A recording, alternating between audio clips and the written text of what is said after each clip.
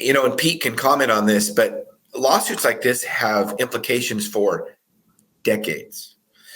If Dr. Bowden ends up going to the courts and whatever happens, I don't know the legal jargon, but if the FDA either, backs down or does go to court and she wins, the implications for, what do they call it, court precedents, the case law precedents, is decades. That's something that you can quote.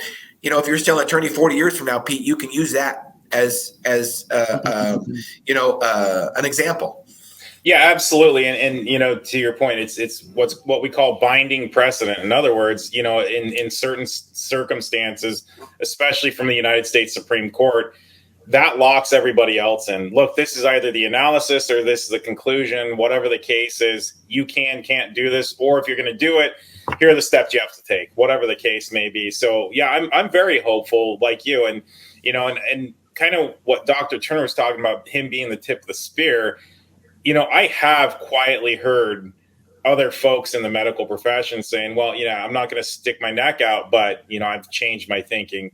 And to me, that's a win, right? It's not like the great win, again, that where we're all running at the same speed.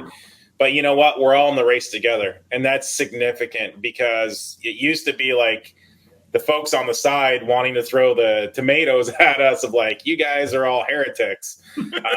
And now it's like, we thought you were heretics and we apologize. We're kind of warming up to it. We'll probably never be you, and that's fine. They don't need to be us, but they're coming along, and it's exciting, because I think it could change medicine. And that's really the impact that we need, is to change this just deference to government in, pretty much everything, but certainly in medicine. Absolutely.